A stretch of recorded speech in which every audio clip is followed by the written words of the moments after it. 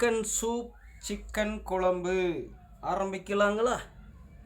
எனதருமை ஜெம்சியின் குடும்ப உறவுகளை கரெக்டாக இருக்குன்னு நினைக்கிறேன். ஸோ கொஞ்சம் ஃப்ரேமை இறக்கி வச்சுக்கோம். ஓகே. ஸோ பௌர்ணமா வந்தாலும் கரெக்டாக இருக்கும் என்று எதிர்பார்க்கப்படுகிறது. வாங்க, சிக்கன் சூப், சிக்கன் குழம்பு.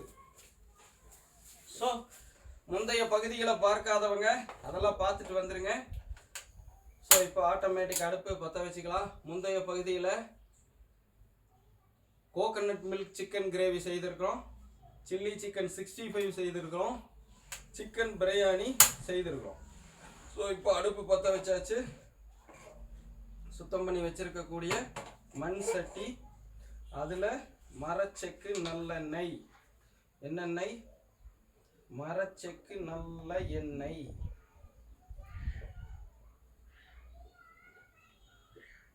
ஸோ போதுமானது. ஓகே.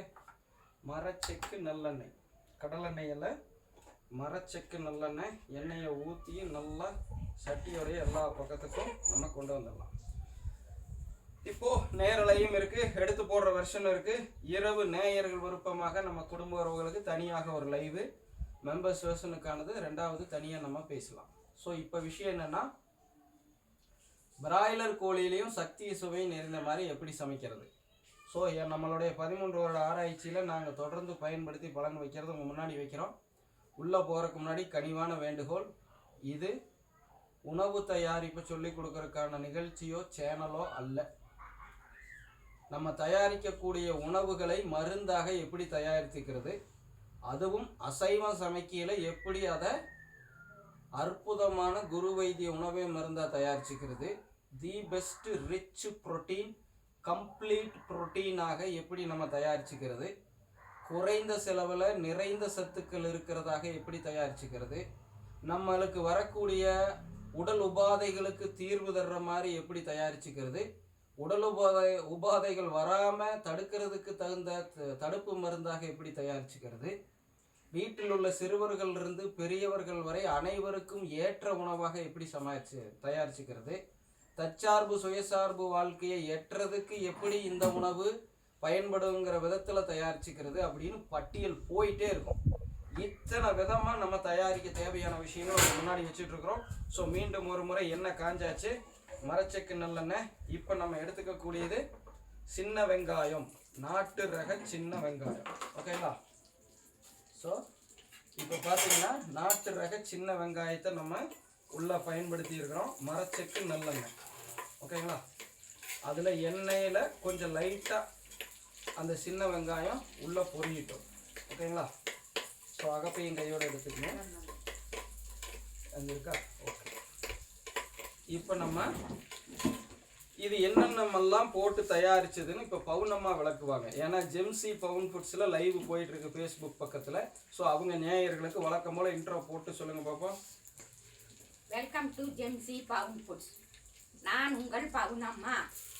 பிராய்லர் கோழியில் சிக்கன் குழம்பு வைக்கிறதுக்கு, மிளகா கூட்டு எப்படி வறுக்கிறதுக்கு என்னென்ன வேணுங்கிறத சொல்கிறேனுங்க. வரமிளகாய் காம்போட.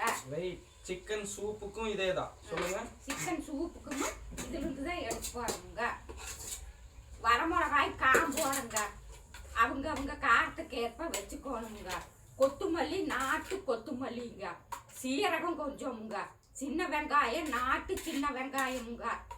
நல்லா ஒரு நிறைய எவ்வளவு வேணுமோ உங்களுக்கு அந்த அளவுக்கு போட்டுக்கணுங்க. தேங்காய் அப்போத்தான் உடச்சிருக்கணுங்க.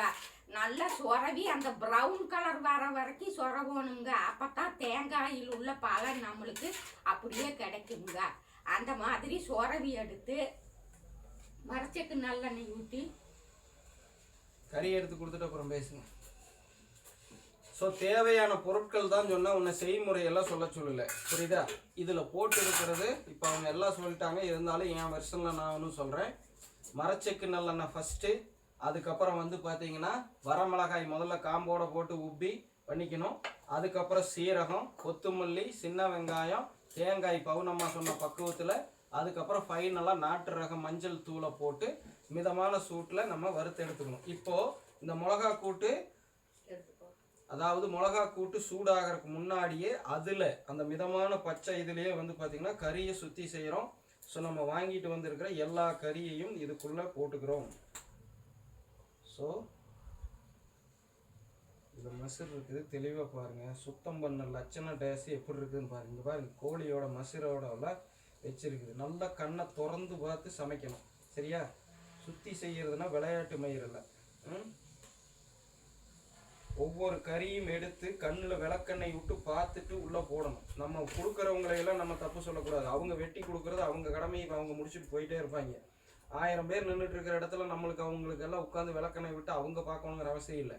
நம்மளுக்கு தேவைன்னா நம்ம தான் பார்த்துக்கணும், சரிங்களா? ஸோ ஒரு மயிரும் கூட அதுக்குள்ளே இருக்கக்கூடாது. நல்லா தெரிஞ்சுங்க, கோழியுடைய ஒரு மயிரும் கூட இருக்கக்கூடாது.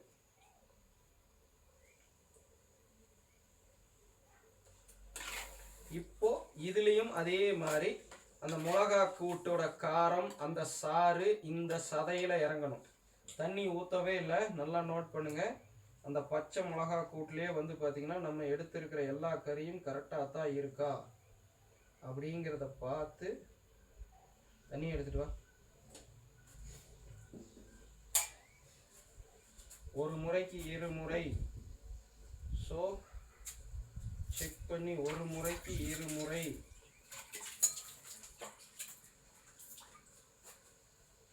தெளிவாக செக் பண்ணி நம்ம போடணும். நல்லா மைண்டில் ஞாபகம் வச்சுக்கங்க. எனது அருமை ஜெம்சியின் குடும்ப உறவுகளை, கறியை பயன்படுத்தியில் ரொம்ப ஜாக்கிரதையாக இருக்கணும். பிராய்லர் கோழி, சரிங்களா? என்னதான் அதில் வந்து பார்த்தீங்க அப்படின்னா வெந்தாலும் உள்ளே போடுறதுக்கு முன்னாடி சிலதெல்லாம் இருக்கவே கூடாது. ஸோ குண்டிக்காயெல்லாம் பண்ணையில் அந்த வேஸ்ட்டு, அந்த குடலோட வேஸ்ட்டெல்லாம் அங்கே தெளிவாக இருக்கக்கூடாது. இதில் இன்னும் எப்படி இருக்குதுங்கிறத தெளிவாக உங்களுக்கு காட்டுறேன், சரிங்களா? இன்னொரு நாளைக்கு. ஸோ இருக்கிறத நல்லா கழுவி ஒவ்வொரு கறியும் தனியாக எடுத்து, இந்த கழுவுற இடத்துல கறியோடைய இது வேறு, அந்த குடல் இதில் இருக்கிற கலர் வேறு, அதெல்லாம் தெளிவாக கழுவி போட்டு தான் நம்ம எடுத்து போடணும். நல்லா ஞாபகத்தில் வச்சுங்க. ஸோ உப்பு, மஞ்சள், கல்லுப்பு மஞ்சள் போட்டு சுற்றி செய்து எடுத்துக்கங்க. டைம் அதிகமாகிருச்சு அப்படின்னா 1.5 மணி நேரத்துக்குள்ளே சமைச்சிடணும். அதை தாண்டிடுச்சுன்னா சுத்தமாக நம்ம என்ன பண்ணணும், அதில் தான் தெளிவாக போடணும்.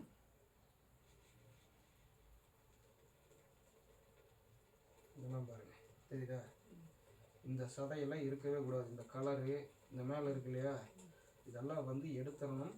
இது உள்ளே போட்டு வெந்தது அப்படின்னா 2 நாள் 3 நாள் சுண்டுச்சு அப்படின்னா அதெல்லாம் நம்மளுக்கு தான் கெடுதல், சரியா?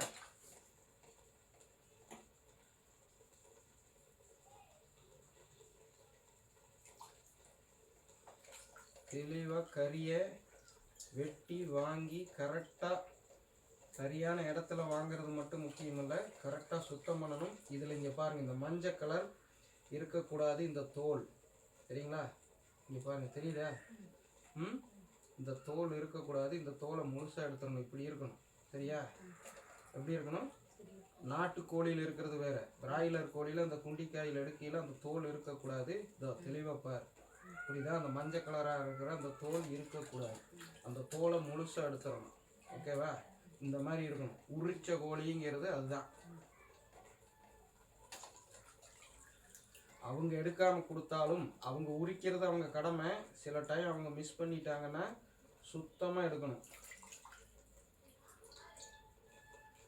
ஸோ அந்த குண்டிக்காய் பகுதியில் மஞ்சள் கலராக இருக்கும். ஸோ அதை ஃபுல்லாக பிச்சு எடுத்துருங்க. திரும்பவும் சொல்கிறேன், ஆசன வாயில் பிரச்சனை, சரிங்களா? இந்த கோழி, பிராய்லர் கோழி சாப்பிட்டா நிறைய பேருக்கு வந்து பார்த்திங்கன்னா ஊற்றுங்க, நிறையா பேருக்கு வந்து பார்த்திங்கன்னா பிக்கும், தெரியுமா? அவங்கெல்லாம் கவனமாக பாருங்கள். இந்த மாதிரி பிரச்சனையெல்லாம் உள்ளே இருக்கிறது நீங்கள் எப்படி சொல்லுதுங்க, தவிர்த்துட்டு செய்து பாருங்கள், அந்த பிரச்சனை தவிர்க்கப்படும். ஓகே, வீட்டில் இருக்கிறவங்க ஏன் மேற்பார்வையில் மட்டுமே சமைக்கிறோங்கிறத இப்போ புரியுதா உங்களுக்கு? அவங்க வயதுக்கு தகுந்த இல்லை அவங்க அறிவுக்கு தகுந்த விஷயத்தை தாண்டியும் சிலது உள்ளே வந்துடக்கூடாது. ஃபில்ட்ரு பக்காவாக இருக்கணும். எவன் வெட்டி கொடுத்தாலும் சரி, எங்கள் ஆத்தாவே க்ளீன் பண்ணாலும் சரி, நான் கண்ணில் கண்கொத்தி பாம்போட தெளிவாக பார்த்துட்டு தான் நான் போடுவேன். ஓகே, ஸோ 2வது யாரை குத்தம் சொல்லி ஒரு பிரயோஜனம் இல்லை. உங்ககிட்ட தான். சரிங்களா? தெளிவாக இருக்கணும், தெளிவாக இருக்கணும், தெளிவாக இருக்கணும். அந்த தண்ணி ஊற்றிட்டு வேறு தண்ணி எடுங்க.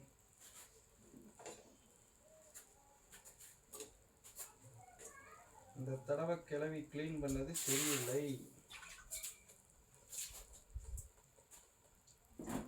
ஸோ மொத்தம் நம்ம 3 குண்டிக்காய் வாங்கிட்டு வந்திருக்கோம். ஸோ அந்த 3ஐயும் கவனமாக பார்க்கணும். ஏற்கனவே ஒன்றை பார்த்துட்டோம். ஸோ இப்போ 2வது குண்டிக்காயை நம்ம தெளிவாக பார்க்குறோம்.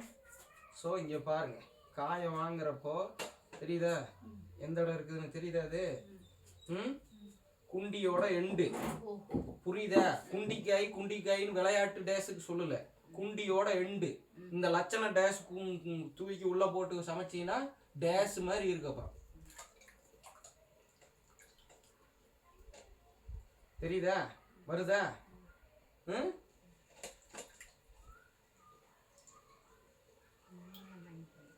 அதே சொன்னதாச்சும் உங்க கண்ணு முன்னாடி தானே சொன்ன. 3 குண்டிக்காய் இருக்குது, 3 குண்டிக்காய் இருக்குது, பார்த்து ஒழுக்கமாக கழுவணும், உங்க கண்ணு முன்னாடி தானே சொன்னேன். 7 தாட்டி சொன்னல, 3 ஈரல் 3 குண்டிக்காயின்னு. அப்புறம் கவனம் இல்லாமல் நீ பாட்டுன்னு எடுத்து போட்டுட்டு உங்க சமைக்கிறதுக்கு மேலே கொண்டாந்து இருக்கிற நீ.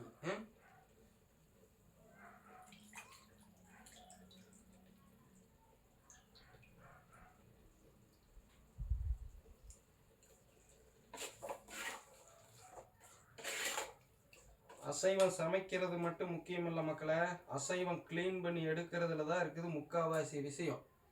குழம்பு இதுவும் குண்டிக்காய் தான். இதான் தெரியுதா? இங்கே இந்த சதையை பிக்கணும், தெரியுதா? இப்படி இழுத்தா லேசாக வருதா?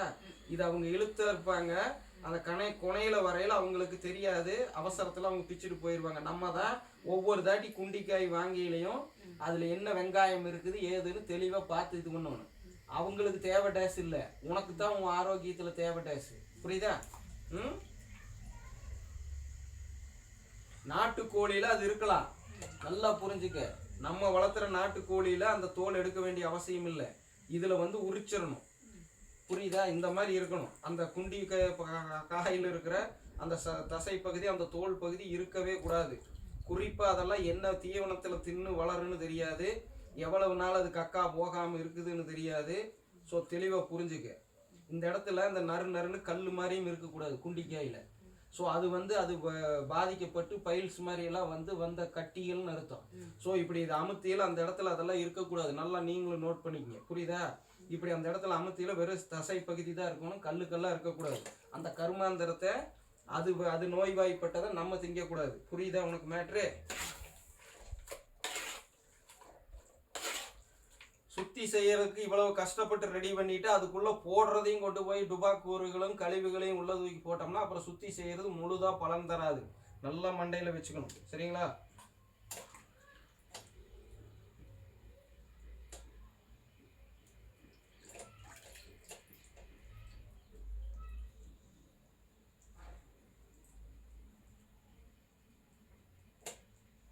இது எலும்பையும் நொறுக்கிட்டாங்க.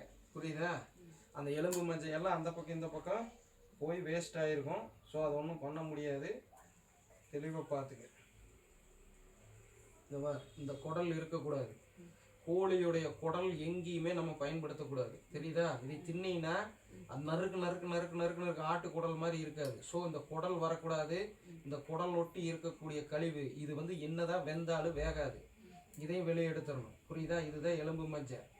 இது பிரச்சனை இல்லை, இது இருக்கலாம். இப்போ அந்த குடல் இருக்கு பார்த்தியா, இந்த குடலை ஒட்டி வர்றது இது கொழுப்பு மாதிரி நீ நினச்சிருப்ப. ஆனால் இது கொழுப்பு தான். ஆனால் அதையொட்டி இந்த பக்கம் இருக்கிறது வேகாது.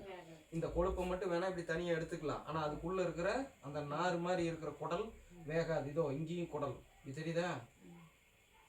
ஒரு துளி அளவு குடல் கூட இருந்துடக்கூடாது கோழியோட குடல். புரியுதா? ஆட்டு குடல் நல்லது, கோழி குடல் நல்லது கிடையாது. திரும்பவும் சொல்கிறேன், நோட் பண்ணிக்க. இதா இங்கே பார் குடல். தெரியுதா? புரியுதா? குடலை கையில் தொட்டிங்கன்னா கூட அமுத்திப்பார் அது எப்படி இருக்குதுன்னு. ஸோ இந்த குடலெல்லாம் இருக்கக்கூடாது. ஸோ அது எந்த பகுதியில் இருக்கும்? குண்டிக்காயை ஒட்டி இருக்கக்கூடிய தசை அந்த இதுகளில் இருக்கும். அந்த இடத்துல நீ தான் கண்ணில் விளக்கெண்ணெய் விட்டுட்டு பார்க்கணும். கழுவி எடுத்து வைனா இத்தனை பார்த்து எடுத்து வைக்கணும். சும்மா தண்ணி ஊற்றி அலசி தூக்கி வைக்கிறதில்ல. புரியுதா? ஏது எல்லாம் குண்டிக்காய் தான். மொத்தம் 3 குண்டிக்காய். புரியுதா? ஸோ ஸோ இது ஹார்ட்டு.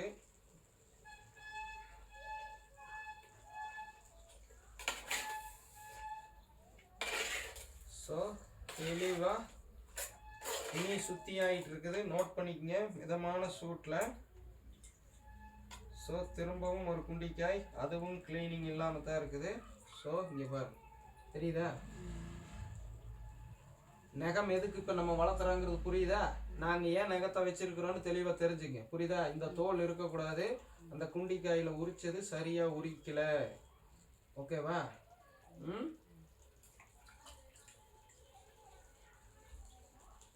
இப்போ அடுத்தது என்ன பண்ணணும்? இங்கே பார், இதை கையில் பார், இதை அமுத்திப்பார்.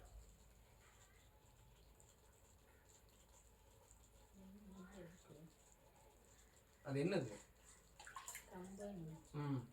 அந்த மாதிரி தான் இதில் இருக்கு. அது வந்து கம்பு. அந்த மாதிரி தான் நறுக்கு நறுக்குன்னு உள்ளே இருக்கும், கல்லாக இருக்கும். அந்த நோய்வாய்ப்பட்டிருந்தா அது இந்த இடத்துல இருக்கும். இப்போ இது வெறும் கொழுப்பு மட்டும்தான். அமுத்தி பார்த்துட்டோம். ஸோ கன்ஃபார்ம் பிரச்சனை முடிஞ்சதா?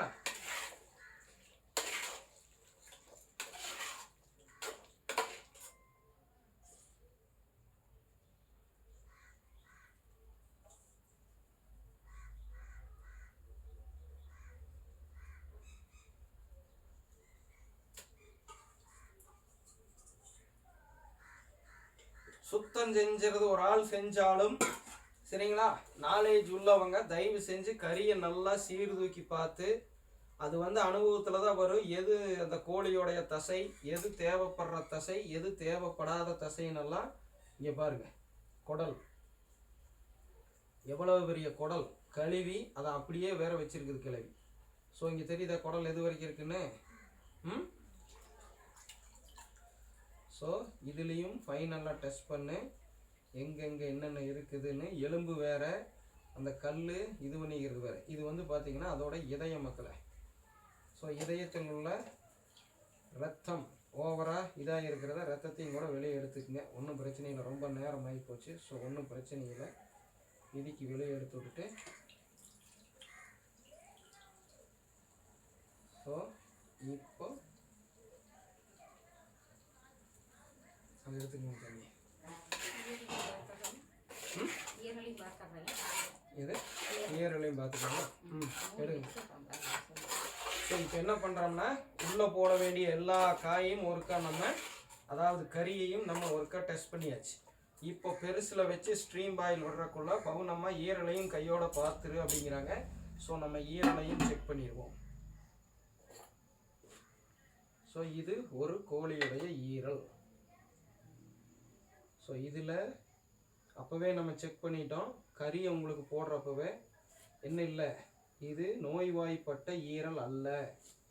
ஸோ நோய்வாய்ப்பட்டிருந்தால் இந்த இடத்துல எல்லாம் கல்லாட்டு இருக்கும், கலர் சேஞ்ச் ஆகிருக்கும், பச்சை அடிச்சிருக்கும். சரிங்களா? அதெல்லாம் இல்லை. ஈரலுக்கான அந்த ப்ரௌன் கலரில் மட்டும்தான் இருக்குது. இதோ இந்த சென்டரில் இருக்கிற இந்த ஜவ்வு எடுத்துடணும். அது என்னதான் வெந்தாலும் வேகாது, திங்கியில் அது குறுக்க வந்து ஏறிக்கும். நல்லா நோட் பண்ணிக்கணும். ஓகேங்களா? ஸோ இது இந்த பக்கம் இருக்கிற கொழுப்பு ஜவ்வோட்டு இருக்கிறத அதை வெளியே எடுத்துடலாம். ஸோ இங்கே ஒரு இதயம் இருக்குது. மொத்தம் 3 இதயம் நம்மளுக்கு. சரிங்களா? அதாவது 3 ஈரல் குண்டிக்காயோடு எடுத்ததுனால 3 ஈரல். ஆக்சுவலாக நம்ம வாங்கிட்டு வந்தது ஒரு கோழி தான். சரிங்களா? இப்போது பிராய்லர் கோழின்னு இல்லை, சிக்கனை நிறையா பேர் இந்த பிராய்லர் கோழியை பயன்படுத்தினா உப்பு, அதாவது எப்படி பிக்குதுங்க, உடம்பெல்லாம் பிக்குதுன்னு சொல்கிற நண்பர்களாக இருக்கீங்க. ஸோ தெளிவாக பாருங்கள். நீங்கள் சமைச்சியில் இதெல்லாம் கண்ணில் விளக்கெண்ணெயை விட்டு பார்த்து சமைச்சிங்களா அப்படிங்கிறது பாருங்கள். இப்போ நாலேஜ் இல்லாத பெண்களை நம்ம குத்தம் சொல்லி ஒரு பிரயோஜனம் இல்லை. பார்க்குற ஆண்கள் அதுக்கு தகுந்த மாதிரி நீங்கள் தேர்ந்தெடுத்து கறியை நல்லா க்ளீன் பண்ணி கொடுத்துருங்க. இப்போ எப்படி நான் பவுனம்மாவுக்கு க்ளீன் பண்ணி கொடுக்குறேனோ அந்த மாதிரி நீங்களும் க்ளீன் பண்ணி கொடுத்துருங்கள். ஓகே? இப்போ இந்த ஈரல் நம்ம இப்போ போட போகிறதில்ல குழம்புல, நல்லா ஞாபகம் வச்சுக்கோங்க. குழம்புல நம்ம இப்போ போட போகிறது இல்லை. ஏன் அவசரப்படுறேன்?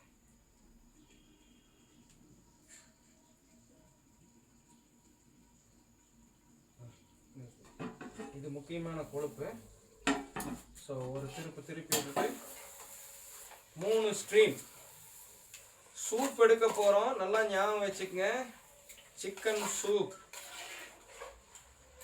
அதுக்கு முன்னாடி கறி பக்குவமாக இருக்கணும். ஏன்னா வைக்கக்கூடியது நம்ம மருந்தா தயாரிக்கிறதுனால தேர்ந்தெடுக்க வேண்டிய பக்குவம். இப்போ சுத்தி செய்தல் நடந்து கொண்டு இருக்குது.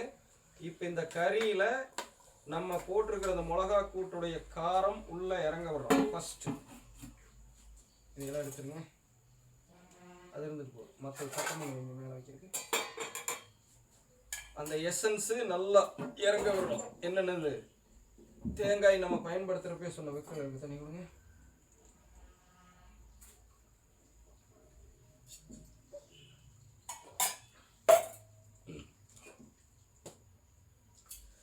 தேங்காய் சுத்தி செய்யறதுக்காக பயன்படுத்துகிறோம். ஃபைனலாக மஞ்சள் தூளை போட்டு அந்த மிளகா கூட்டு தயாரிக்கிறப்ப எடுத்துருக்குறோம். அதுவும் சுத்தி செய்யறதுக்காக பயன்படுத்துகிறோம். வரமிளகாய் சுத்தி செய்யறதுக்காக பயன்படுத்துகிறோம். மரச்செக்கு நல்லெண்ணெய் சுத்தி செய்யறதுக்காக பயன்படுத்துகிறோம். சுக்கு சுத்தி செய்யறதுக்காக பயன்படுத்துகிறோம்னு சொல்லியிருக்கோம்ல, அது அத்தனையும் தயாரித்து இப்போ ஆட்டாங்கல்ல ஆட்டி அங்கே இருக்கிற நம்ம உடம்புக்கு நன்மை வைக்கக்கூடிய நுண்ணுயிரிகளையும் கூட்டி கொண்டாந்து இதுக்குள்ளே இறக்கியிருக்கோம். இப்போ இந்த குழம்பு நம்மளுக்கு எளிதில் ஜீரணமாகிறதுக்கும் இந்த குழம்பில் உள்ள புரதம் உள்ளிட்ட சத்துக்கள் அருமையாக உட்கிரகிக்க செய்கிறதுக்கும் உடம்பை இன்டேக் பண்ணுறதுக்கும் நம்ம உடம்புக்கு எப்படி சொல்கிறதுங்க, மைக்ரோ ஆர்கானிசம் தேவை. அந்த மைக்ரோ ஆர்கானிசம் அந்த ஆட்டாங்கல்ல இருக்குது. நம்மளுடைய ட்ரெடிஷ்னல் கிரைண்டிங் டூல் அதில் இருக்குது மைக்ரோ ஆர்கானிசம். அதை பிடிச்சி கொண்டாந்து இதுக்குள்ளே போட்டிருக்கிறோம். நீங்கள் கேட்கலாம், சூடு பண்ணையில் செத்து போயிரும்னே. செத்துரும், மறுபடியும் விட்டீங்கன்னா மறுபடியும் உருவாகும். சரிங்களா? அதுக்கு தகுந்த மாதிரி பிடிச்சி உள்ளே போட்டிருக்கிறோம். நல்லா நோட் பண்ணிக்கோங்க. ஸோ அந்த மைக்ரோ ஆர்கானிசமும் இந்த மிளகா கூட்டில் உள்ள விஷயங்களும் கறியோட மிங்கிள் ஆகணும். முதல்ல அதை பண்ணுறதுக்கு தான் இவ்வளவு நேரம் நம்ம இவ்வளவு ப்ராசஸ் பண்ணிகிட்டு இருக்கோம். ஸோ ஸ்ட்ரீம் வர்றது உங்களுக்கு தெளிவாக தெரியுது. தீஞ்சு போயிடக்கூடாது, நல்லா நோட் பண்ணிக்கங்க. சளி உள்ளவங்க நல்லா இந்த ஸ்ட்ரீம் வர்றப்போ புகை பிடிச்ச மாதிரி அந்த மூக்கில் ஏற்றுனீங்கன்னா அதுவே கொஞ்சம் சளிக்கு நல்லா இந்த மூக்கடப்பு கீக்கடப்புக்கெல்லாம் இந்த நீராவி நல்லா கேட்கும். ஓகேங்களா? அது இல்லாமல் நீ எடுக்கக்கூடிய சூப்பும் கேட்கும். இப்போ நம்ம அந்த கறியில் 3 ஸ்ட்ரீம் விடணும். 2 ஆச்சு, இன்னும் 1 விட்டதுக்கப்புறம் நம்ம அடுத்த கட்டத்துக்கு போயிடலாம். நிகழ்ச்சி கொஞ்சம் பெருசு, பொறுமையாக பாருங்கள். ஜெம்சி பவுன் ஃபுட்ஸில் பார்க்குறவங்களும் சரி, ஜெம்சி குருளையும் பார்க்குறவங்களும் சரி, நீண்ட நாட்கள் கழித்து திரும்பவும் வருது. ஏன்னா புரட்டாசி பிடிச்சோம், அதுக்கப்புறம் ஒரே ஒரு தாட்டி தான் எடுத்தோம். அந்த டயத்துலையும் இந்த அளவுக்கு நம்ம போட முடியல. இப்போ நம்மளுக்கு சளி இல்லைனாலும் நம்ம பயன்படுத்துகிறோம். காரணம் 6 நாள் சஷ்டி விரதம் வர பட்னி இருந்திருக்கும். சரிங்களா?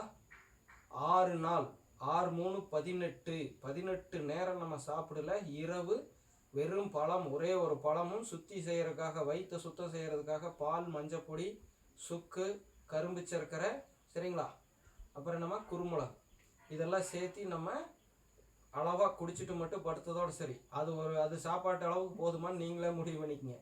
பாலை அங்கே மருத்துவ பொருளாக தான் நம்ம பயன்படுத்திக்கிறோம். ஸோ அதை தாண்டி 2 நாள் காலை மதியம்னு வெஜ்ஜில் ஓட்டியிருக்கோம். அதில் ஒரு நாள் வடை பாயாசம், பருப்பு வடை, பாசி பருப்பு பாயாசம், கரும்பு சர்க்கரை போட்டு முந்திரி திராட்சை ஏலக்காய் நெய் எல்லாம் போட்டு செஞ்ச அந்த பாயாசம், அதுவும் சாப்பிட்ருக்குறோம். 2 பொரியல், அவரைக்காய், முட்டைக்கோஸ். அதை தாண்டி இன்றைக்கி அசைவத்தில் இறங்குறோம். சரிங்களா? ஸோ அதனால் கேர்ஃபுல்லாக இருக்கணும். வயிற்றை காய போட்டிருக்கிறோம். ரொம்ப காஞ்சி போன வயிற்றுக்குள்ளே சத்தி கொடுக்குறோம்.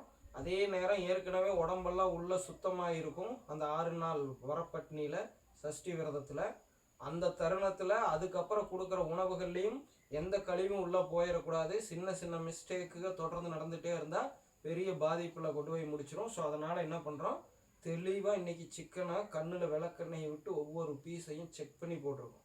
கோழியுடைய ஒரு முடி கூட உள்ளே போயிடக்கூடாது. அதோடைய கழிவு பாகங்கள் எதெல்லாம் நீக்கணுமோ, குறிப்பாக பிராய்லர் கோழியில் எதெல்லாம் நீக்கணுமோ அதெல்லாம் தெளிவாக நீக்கி நம்ம எடுத்து போட்டிருக்கணும். அவ்வளோ பக்குவத்துக்கு கொண்டு வந்திருக்கோம். இதோ இப்போ நீராவி அருமையாக மேலே வந்தாச்சு. இப்போ இந்த கறி மிளகா கூட்டிலேயே வெந்தாச்சு. என்னங்க, தண்ணியும் வந்தாச்சு. இந்த கோழியில் கறியில் உள்ள கொழுப்புகளும் உள்ளே இறங்கியாச்சு. மிளகா கூட்டிலே இந்த கறி பாதி வேக்காடு வரைக்கும் வந்தாச்சு. நல்லா தெரிஞ்சுக்க, தண்ணி ஊற்றாமல். ஸோ அந்த மிளகா கூட்டில் உள்ள ஈரப்பதமே போதுமானது. இதில் இறங்க விட்டாச்சு. இதுக்கப்புறம் தாங்க நம்ம ஆட்டாங்கல் ஆட்டி எடுத்துட்டு வந்த தண்ணி, கழுவு இல்லைங்களா, இந்த மிளகா கூட்டு எடுத்துட்டு அந்த தண்ணி நம்ம உடலுக்கு நன்மை வைக்கக்கூடிய நுண்ணுயிரிகளை, தி பெஸ்ட் குட் மைக்ரோ ஆர்கானிசத்தை பிடிச்சி உள்ள ஊத்துறோம். நோட் பண்ணிக்கோ.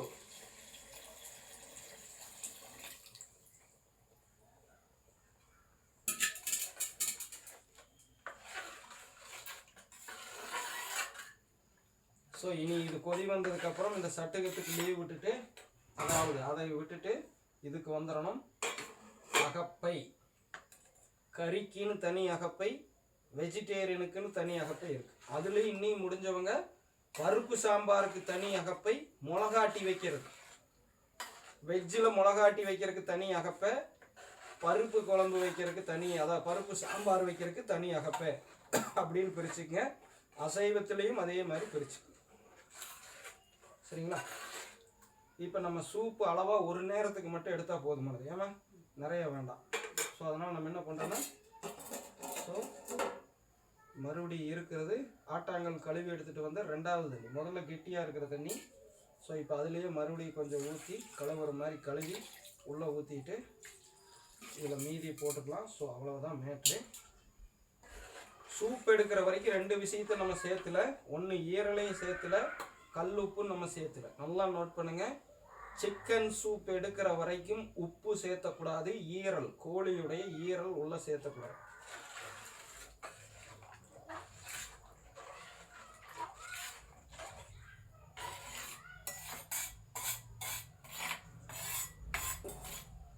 ஸோ இப்போ நம்ம கொதிக்க விடலாங்களா? நல்லா பெருசில் வச்சுட்டோம், சிம்மில் இருக்குது, பொறுமையாக போட்டு இப்போ ஆரம்பிக்கலாங்களா விஷயத்தை? இவ்வளவு ரிஸ்க் எடுத்து சண்டே மணி பார்த்தீங்கன்னா 2:30 ஆகுது. ஏற்கனவே சில்லி சிக்கன் 65 சாப்பிட்டா அதுக்கப்புறம் ஒரு ஜூஸ் பசிச்சது, எலுமிச்சம்பழம் ஜூஸ் அடித்தாச்சு. நான் கொஞ்சம் பொறி நிலக்கடலையுமே லேப்பிட்டேன். ஏன்னா பசி ஆயிடுச்சு, நம்ம ரொம்ப வயிற்ற காய போட முடியாது, செய்யறதுக்கு இன்னும் டைம் ஆகும். ஏன்னா பொறுமையாக செய்யணும், நிகழ்ச்சி உங்களுக்கு செய்து காட்டணும், அதுக்கு தகுந்த எக்ஸ்ப்ளனேஷன் கொடுக்கணும், தொடர்ந்து உங்களுக்கு வாய்ஸ் ஓவர் வேறு இதில் எக்ஸ்ப்ளனேஷன் பண்ணிகிட்டே இருக்கணும். ஸோ அதனால் நான் கொஞ்சம் எடுத்துக்கிட்டேன். அதுவும் என்ன ஆகும், இப்போ முடிக்கிறக்குள்ளே ஜீரணம் ஆகிடும். ஸோ இப்போ முடித்த உடனே சுட சுட வச்சு என்ன பண்ணுறோம், நம்ம biryani, chicken biryani, coconut milk chicken gravy, chicken குழம்பு 3 வச்சு தெறிக்க விட போகிறோம். சில்லி சிக்கன் 65 காலையிலேயே லேப்பியாச்சு, நீங்கள் பார்த்துருப்பீங்க. சரிங்களா? நான் மட்டும் இல்லை, பவுனம்மா. எதற்காக இவ்வளவு ரிஸ்க் எடுத்து ஒரு குழம்புக்கு இவ்வளவு நேரம் தேவையா? நிறைய பேர் கேட்பீங்க, வேற வேலையே இல்லையா? எனக்கு இதுதான் வேலை. என் உடம்புக்கு ஆரோக்கியமான உணவே மருந்து தயாரிக்கிறது தான் என் வேலை. அதை மேலும் ஆராய்ச்சி பண்ணி அடுத்தடுத்த கட்டத்துக்கு கொண்டு போகிறது என்னுடைய புதிய இன்னோவேஷன், புதிய கண்டுபிடிப்பு, புதுசு ஆல்ட்ரேஷன், குடும்ப உறவுகள் கேட்கறதுக்கான புதிய அடுத்தடுத்த கண்டுபிடிப்புகளை எப்படி மாற்றி மாற்றி பயன்படுத்தினா என்னென்ன பலன் தருதுங்கிறது தொடர்ந்து இதுதான் என் வேலை, இதுதான் என் ரிசர்ச். புரியுதுங்களா? ஏன்னா ஆரோக்கியத்துக்கு அப்புறம் தான் எனக்கு ஐஸ்வர்யம். எனக்கு பணம்ங்கிறது என்னுடைய வாழ்க்கை தேவைக்கு இருந்தால் போதுமானது. நான் கூட கோடி மாட மாளிகையெல்லாம் சேர்த்த போகிற ஐடியா இல்லை. தேவைக்கானது வச்சுக்கிறதோட சரி. சேர்த்துனாலும் ஆரோக்கியம் இல்லைன்னா அடுத்த வந்து அனுபவிப்பான், நீங்கள் அனுபவிக்க முடியாது. இந்த கருத்து எல்லாத்துக்கும் ஏற்றுக்குத்தான் ஆகணும். உங்களுக்கு கசப்பாக இருந்தாலும் இதுதான் நிதர்சனம். நீங்கள் ஓடி ஓடி சம்பாதிங்க, எவ்வளவு வேணாலும் சம்பாதிங்க, அதை நீங்கள் அனுபவிக்க முடியுமா? கடைசி காலம் வரைக்கும் சம்பாதிக்கிறப்ப மட்டும் இல்லைங்க, 60 70 வயசில், இப்போ 42 வயதில் நான் 24 வயது இருக்கிறவனை விட, ஏன் நானே 24 வயதில் இருந்ததை விட ஆரோக்கியமாக இருந்துட்டு பேசுகிறேன். இதே நீங்கள் 60 வயதில் உங்களால் பேச முடியுமா, 70 வயதில் பேச முடியுமான்னு பார்த்துக்கங்க. அப்படியெல்லாம் முடியும்னா நீங்கள் ஆடுற ஆட்டத்தை கன்டினியூ பண்ணுங்கள். அதுக்கெல்லாம் வாய்ப்பில்லை அப்படின்னா குறைச்சிக்குங்க, கொஞ்சம் கவனம் செலுத்துங்க. எதில்? உணவு தயாரிப்பில். அன்றைக்கு கிடைத்தது இன்றைக்கும் கிடைக்கிறது. கொஞ்சம் வேணால் நீங்கள் சொல்கிற மாதிரி அது இதுன்னு மாறி இருக்கலாமே ஒழிய முழுதாக மாறல. நம்பாதீங்க, ஏமாத்துறான். இந்தியாவில் நிலக்கடலை ஏற்றுமதியில் நம்ம நாடு எத்தனாவது இடத்துல இருக்குது அப்படின்னு நீங்களே பார்த்துக்குங்க. அப்போது நிலக்கடலை நம்ம திங்கிறது கெடுதல்னு நீங்கள் நினச்சிங்க அப்படின்னா வெளிநாட்டுக்காரன் வாங்கி திங்கிறவனெல்லாம் என்ன முட்டா டேஸா? எதுக்கு நிலக்கடலை வாங்கி திங்கிறாவன்? நீங்கள் தான் உங்களுக்கு என்ன சாப்பிடணும் என்ன எதுன்னு நீங்கள் தான் முடிவு பண்ணணும். நானும் கூட உங்களுக்கு சொல்கிறது சரியாக இருக்காது. நான் இது சாப்பிட்ற மக்களேன்னு சொல்லிட்டு போகிறதோட மட்டும்தான் என் வேலை. பார்க்குற நீங்கள் உங்களுக்கு பிடிச்சா எடுத்துக்கங்க, இல்லை பிடிக்கிறப்ப வந்து எடுத்துக்கங்க. நானும் 13 வருஷமாக பியூர் வெஜிடேரியன் தான்ட்டு போயிட்டு இருந்தேன். ஆனால் அது ஒரு முட்டுச்சந்தில் கொண்டாந்து நிறுத்துச்சு. காரணம் என்னென்னா, பியூர் வெஜிடேரியனில் கம்ப்ளீட் ப்ரோட்டீன் கிடைக்கலை. சரிங்களா? என்னால் அதை தயாரிச்சுக்க முடியல. அதுக்காக ஊரில் இருக்கிறவங்க எல்லாம் பியூர் வெஜிடேரியனில் எடுத்துக்க முடியாதுன்னு சொல்ல வர்றேன்னு நினைக்காதீங்க. என்னுடைய குடும்ப சூழ்நிலைக்கு, என்னுடைய சம்பாத்தியத்துக்கு, என்னுடைய சுற்ற பகுதிகளில் கிடைக்கக்கூடிய காய்கறிகளை வாங்கி நான் பயன்படுத்துறதுக்கு என்னால் கம்ப்ளீட் ப்ரோட்டீனை கொடுக்க முடியல என் உடலுக்கானதா. அதனால் நான் என்ன பண்ணேன், அதுவும் இந்த கொரோனாக்கு அப்புறம் அது இன்னும் 100% எனக்கு சில ரிசர்ச் உணர்த்துச்சு. அதனால் நான் ஒவ்வொரு வேளையும் என்னுடைய உணவில் புரதத்துடைய அளவு, தட் மீன்ஸ் கம்ப்ளீட் ப்ரோட்டீனுடைய எப்படி சொல்லுதுங்க பார்ட், அதாவது அதோடைய பங்கு எந்த அளவுக்கு இருக்கணுங்கிறத சீர்தூக்கி பார்த்து நான் பயன்படுத்துவேன். ஒவ்வொரு வேளையும் சாப்பிட்ற நேரம் நான் 3 நேரம் சாப்பிட்டாலும் சரி, 30 நேரம் ஒரு நாளைக்கு சாப்பிட்ற வேண்டிய சூழ்நிலை வந்தாலும் சரி. ஒரு உதாரணத்துக்கு சொல்கிறேன், அதுக்காக 30 நேரம் திங்கிற இடான்னு கேட்டுறாதீங்க. 2 நேரம் தான் நேற்று தின்னேன். சிலதெல்லாம் சொல்லையில புரிஞ்சுக்கணும். ஒருவேளை 4 தாட்டி சாப்பிட்டாலும் அந்த 4 தாட்டி நம்ம சாப்பிட்றதுல புரதத்துடைய அளவு கரெக்டாக இருக்கிற மாதிரி பார்த்துக்கணும். அதுவும் என்னை மாதிரி உணவே மருந்து இயற்கையோடு இணைந்து வாழ்கிறவங்க நாங்கள்லாம் எந்த ஒரு டேஷ் ஊசியும் போடல. புரியுதுங்களா?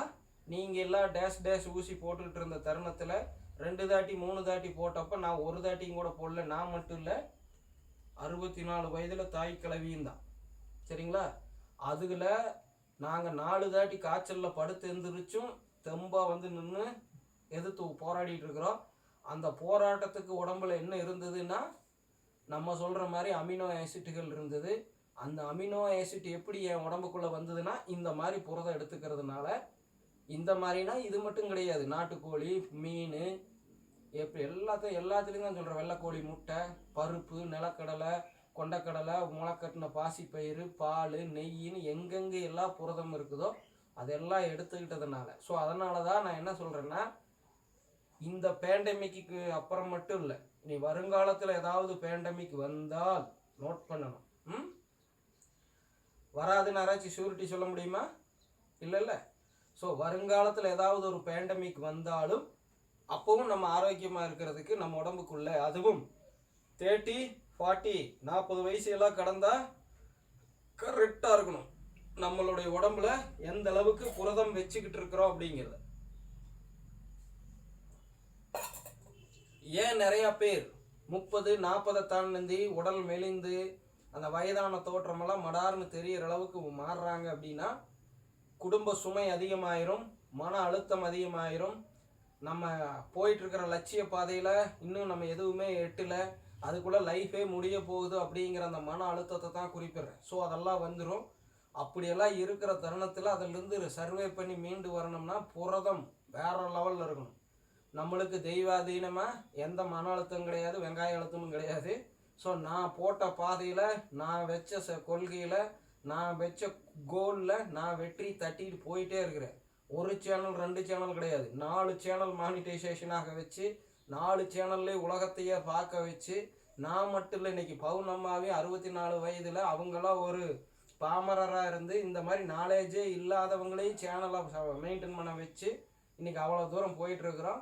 தேவைக்கு காசு இருக்குது, அதுவே போதும்னு நான் நினைக்கிறேன். பெரிய அளவில் சம்பாதிக்கிற ஐடியா நம்மளுக்கு கிடையாது. தெளிவாக புரிஞ்சுங்க. எனக்குன்னு ஒரு வீடு, எனக்குன்னு 2 வாகனம், ஒரு சின்ன சேவிங்ஸு, ஒரு இது, அதுக்கு மேலே நல்ல ஆரோக்கியம், அதுதான் நம்ம டார்கெட்டு. அதோடு போயிட்டே இருக்கணும். அதை நல்லா அஸ்திவாரமாக போட்டு வச்சு அடுத்து அந்த கோட்டை சாயாமல் அதுக்கு மேலே நம்ம அடுத்தது வர்ற பையன் பிள்ளைங்க அப்படியே ஸ்ட்ராங்காக அவங்க அதுக்கு மேலே கொண்டுட்டு போகிறது தான் சரியான வளர்ச்சி, எவனும் வீழ்த்த முடியாத வளர்ச்சி. மைண்டில் வச்சுக்கோங்க. சோறு செய்யல என்ன சொல்லிட்டு இருக்கிறேன்னு புரிஞ்சுக்குங்க. சண்டே இந்த சோத்துல ஆரோக்கியம், அதாவது கவனம் செலுத்துறது உங்களை எது வரைக்கும் கொண்டுட்டு போகணும்னு பாருங்க. நீங்க சிம்பிளா இன்னைக்கு ஒரு செயலையை எடுத்து ஆர்டர் பண்ணி சாப்பிட்றது, நான் அதை தப்புன்னு சொல்ல வரலைங்க. வேற வழியே இல்லாதவங்க வாங்கி சாப்பிட்றது ஓகே. ஆனால் எல்லாம் இருந்தும் நான் செய்ய மாட்டேங்கிறவங்க உங்களை எல்லாம் என்ன சொல்றதுன்னு தெரியல. புரியுதுங்களா?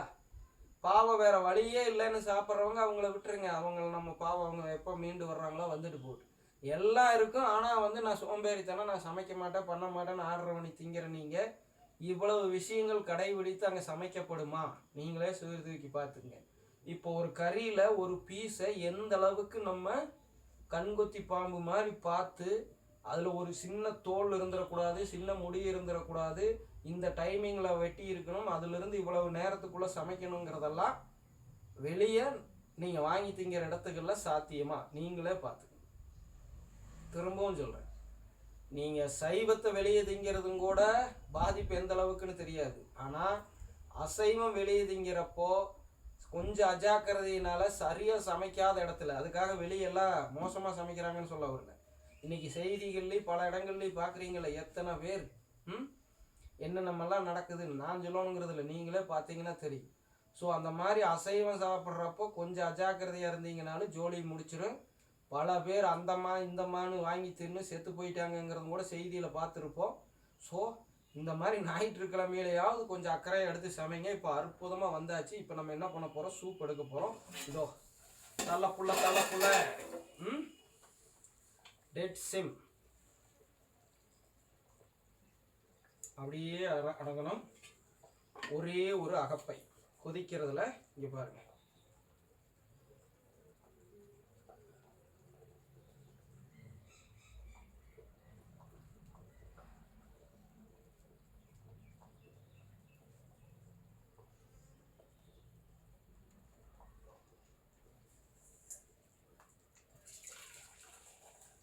போதுமா? ஒரே நேரத்துக்கு இருந்தால் போதுமானது. 2 எலும்பு துண்டையும் கூட போட்டுக்கணும், அப்படின்னா தான் நல்லா இருக்கும். ஓகே, ஸோ சிக்கன் சூப் ஒரு வேளைக்கானது ரெடி. அவ்வளோதான், உப்பு போடாமல் எடுத்துருக்குறோம். இப்போ என்ன பண்ணணும்? கல்லுப்பு, இரும்பு கடாயில் வறுத்த கல்லுப்பு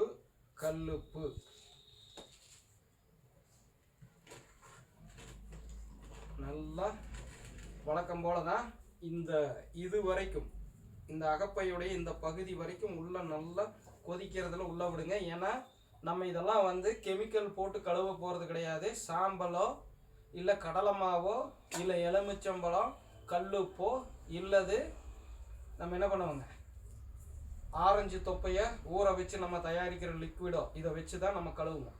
ஸோ அதனால் நல்லா கொதிக்க பாருங்கள், இவ்வளவு தூரம் உள்ள முங்குற அளவுக்கு நம்ம நல்லா விட்டுக்குங்க. ஸோ இனிமேல் 2 நாள் வரைக்கும் சுண்டுற வரைக்கும் இதுக்குள்ளே எந்த ஒரு கரண்டியும் இனி பயன்படுத்தக்கூடாது. இதுக்கு இது மட்டும்தான். ஸோ கெடாமல் எப்படின்னா மெயின்டைன் பண்ணுறீங்க, 2 நாளைக்கு இந்த குழம்பு எப்படின்னா கெடாமல் இருக்குது அப்படிங்கிறவங்களுக்கு இதுதான் விஷயம், புரிஞ்சுக்குங்க. இதுதான் விஷயம். ஸோ இப்போ இந்த அகப்பை ஏன் பயன்படுத்துகிறோம்? ஏன்னா ஜெம்சி பவுன் ஃபுட்ஸில் போயிட்டு இருக்குது. இந்த அகப்பையில் இந்த தேங்காய் தொட்டியில் இருக்கக்கூடிய துவர்ப்பு சுவை உள்ளறங்கணும், இந்த மூங்கலில் இருக்கிற தைலமும் கூட உள்ளறங்கணும். அதெல்லாம் பெரிய அளவில் தேவையில்லை, மைக்ரான் கணக்கில் கூட சேர்ந்தா சரி. அது வந்து இந்த கொதிக்க நம்ம இன்னும் கொதி விடுவோம் மூடை வச்சு. ஸோ நம்ம தொடர்ந்து இனி சுண்ட வைக்கலையும் நாளை மறுநாளெல்லாம் நம்ம சுண்ட வைப்பில்லைங்களா? ஏன் நைட்டே ஒருக்கா சுண்ட வச்சுட்டு தான் படுப்போம். ஸோ அப்படி சுண்ட வைக்கலையும் இந்த சூட்டில் உள்ள இருக்கும். நாளை காலை நாளை மதியம்னு சுண்ட வைக்கலே உள்ள இருக்கும். ஸோ அப்படி இருக்கிறப்போ என்ன ஆகும், இதில் உள்ளதெல்லாம் இறங்கும் கொஞ்சம் கொஞ்சமாக. இந்த குழம்பு சுவை கூட்டுறதுக்கு இதுக்கு பங்கு இருக்குது. எப்படி மைக்ரோ ஆர்கானிசம் நுண்ணுயிரிக்கு பங்கு இருக்கோ அதே மாதிரி இந்த அகப்பையில் உள்ள அந்த 2 பார்ட்டுக்கும் பங்கு இருக்குது. நல்லா நோட் பண்ணிக்கணும், சரிங்களா? இப்போ தானுங்க ஈரல், நல்லா நோட் பண்ணுங்க. இப்போத்தான் ஈரல். இதை கட் பண்ணிடணுமா? இது வேகாது, இதயம் வேகாது. இதயத்தை பிச்சு அதுக்குள்ளே போட்டுடணும், புரியுதா? இதயம் ஈரலையும் ஒட்டுக்கா போட்டிங்கன்னா ஈரல் வெந்துடும், இதயம் வேகாது, புரியுதா? ஸோ இப்போ சாப்பிட்றப்போ இந்த இதயம் வந்ததுன்னா எடுக்காத, சுண்டுட்டும், சரியா? ஸோ இப்போ நம்ம என்ன பண்ணுறோம், இந்த இதயத்தை தனியாக பிரிச்சிடலாம்.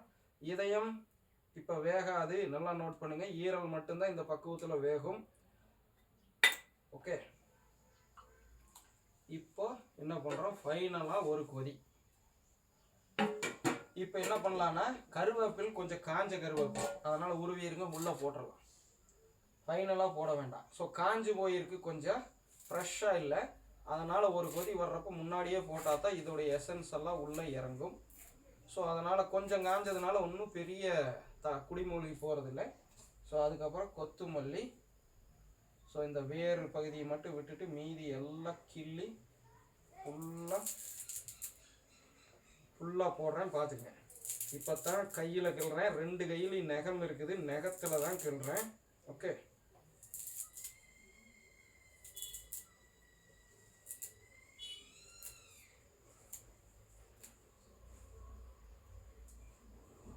கறி லீவ்ஸ், கோரியண்டர் லீவ்ஸ். ஓகே, ஈரல் போட்டிருக்கிறதுனால ரொம்ப போட்டு அழுத்தி இது பண்ணாதீங்க, ஈரல் பூரா பிஞ்சுட்டு போயிடும். ஸோ இப்போ நம்ம என்ன பண்ணலாம், வெற்றிகரமாக அற்புதமாக சூப் எடுத்தாச்சு, குழம்புமே ஃபினிஷ் பண்ணியாச்சு. இப்போ பெருசில் வச்சு ஒரு கொதி.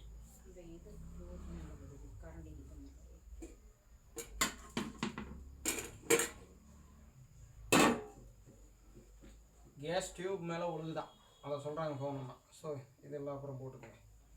இப்போ வெற்றிகரமாக சண்டே சிறப்பாக மணி 2:30 வைங்க. எங்களுக்கு 3:10னா 2:40 ஆச்சுன்னு அர்த்தம்.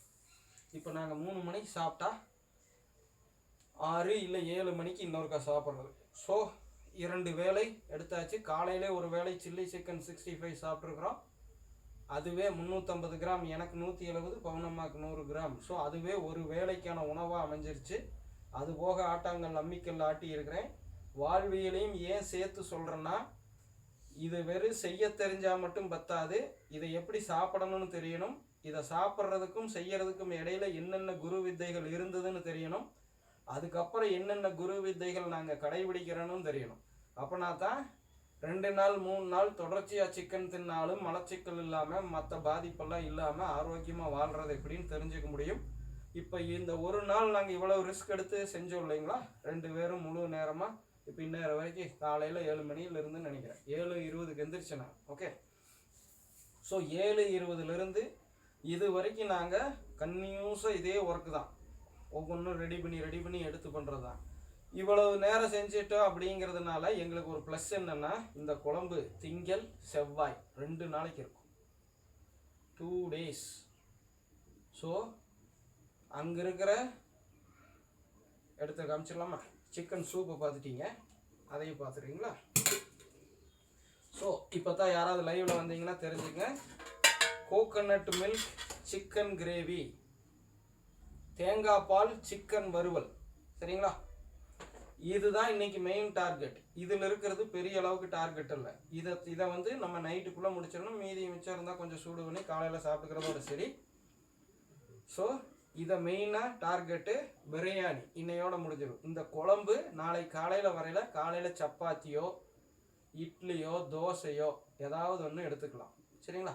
அது போக நாளை நைட்டு பரோட்டா, என்னதுங்க, மைதாவில் பரோட்டா இங்கேயே உட்காந்து நம்மளே தயாரிக்கிறது. நஞ்சு நீக்கிய பஞ்சு பரோட்டா.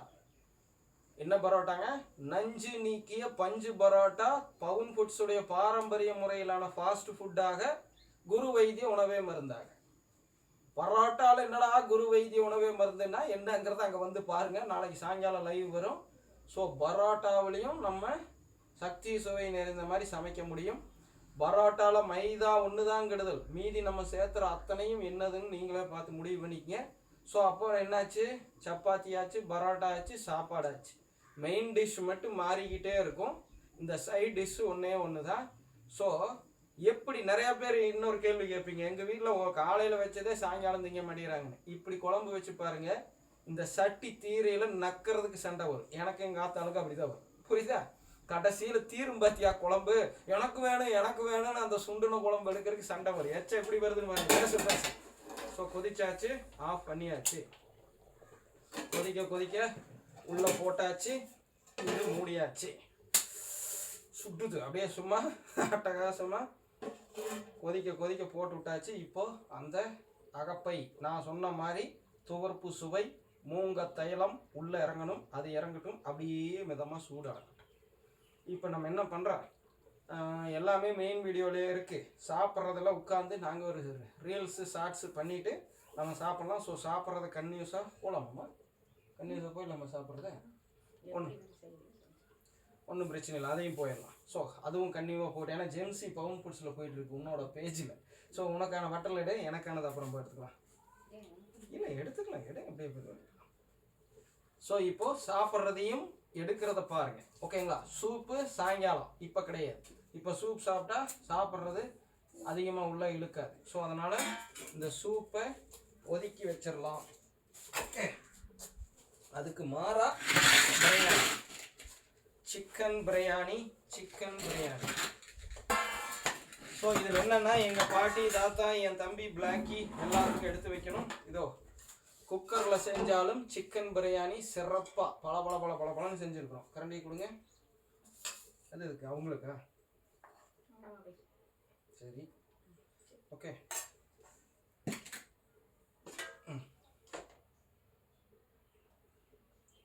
குழம்பு வாங்கிக்கங்க. குழம்பு கறி வெய்ய பாவா, அவனுக்கு இருந்திருந்தா போடுவோம்ல. இன்னைக்கு அவன் எங்கள் கூட இல்லை மக்களை. பிளாக்கி என் தம்பி இருந்தானா இந்நேரம் உட்காந்துட்டு 4 பீஸ் வாங்கி சாப்பிட்ருப்பான். அவன் எங்களை விட்டு பிரிஞ்சாலும் அவன் இருப்பதாக நினைத்து அவனுக்கு எடுத்து வச்சிருவோம். இப்போ காக்காய்க்கு வச்சிருவாங்க பவுனம்மா அவன் சாப்பிட்றதுக்கு. ஓகே, ஸோ இப்போ நம்ம ஆரம்பிக்கலாங்களா? பிரியாணி சிக்கன் பிரியாணி பார்த்தா இது நீங்களே போதும். உங்களுக்கு என்ன வேணுமோ போடுங்க. உங்களுடைய ஒரு ஈரல் முழுசாக இருக்கும் எடுத்துக்கணும். ஓகே, உனக்கு தெரியலையா? சரி எடுத்துக்கலாம், ஒன்றும் பிரச்சனை இல்லை. இப்போ பார்த்தீங்கன்னா மக்களை 3 ஈரல் வாங்கிட்டு வந்திருக்கோம். ஸோ இப்போ எப்படி இந்த கறியுடைய பீஸுகள் எல்லாத்துக்கும் சத்தி சுவை இருக்கிற மாதிரி இப்போ சர்வ் பண்ணுறது அப்படிங்கிறத பார்த்துக்கலாம். தயிர் பச்சடி எங்களுக்கு இல்லை, ஏற்கனவே ஜீரணம் அதிகமாகிட்டு இருக்குது. தயிர் பச்சடியெல்லாம் போட்டால் ஓவராக ஜீரணமாயிடும். இப்போது 3 ஈரல் வாங்கிட்டு வந்தோம்னு சொன்னோம் இல்லைங்களா? குழம்புக்குள்ளே 1 ஈரல் இருக்குது, அது அப்புறம் நம்ம சாப்பிட்றது. ஸோ இப்போ எனக்குமே இந்த குழம்பு தேவையில்லை. இப்போ இதில் 2 ஈரல் இருக்குது, சரிங்களா? கொண்டாங்க, இந்தாங்க. இப்போ 1 ஈரல் முழுதாக பவுனம்மாக்கு. ஓகே, இனி இன்னொரு ஈரல் எங்கே தான் இங்கே இருக்குது. இன்னொரு ஈரல் முழுசாக எனக்கு. ஸோ இந்த சிக்கன் கிரேவி, தேங்காய் பால் அப்படியே சும்மா டேஸ்ட்டு வேறு லெவலில் இருக்குது. எச்சில் சொன்னாலே கொதன்னு வரும். ஸோ சிக்கன் பிரியாணி அருமையாக இப்போ நம்ம சாப்பிட போகிறோம். ஓகே, இதில் உள்ள ஈரல் எனக்கு ஒன்று, பவுனம்மாக்கு ஒன்று. இதில் உள்ள ஈரல் எனக்கு பாதி, பவுனம்மாக்கு பாதி. ஈரல் ரொம்ப ரொம்ப முக்கியம். சாதாரண கோழியோட ஈரல் நினச்சிடாதீங்க. ஸோ பக்குவமாக வேக வச்சு எடுத்துருக்குறோம். இதில் தேங்காய் பாலுக்குள்ளே போட்டு வேக வச்சு எடுத்துருக்குறோம். இதில் மிளகா கூட்டில் போட்டு வேக வச்சு எடுத்துருக்குறோம். மற்ற கறியெல்லாம் ஆஸ் இட் இஸ் என்னன்னு உங்களுக்கே தெரியும். வாங்க சாப்பிட்லாம்.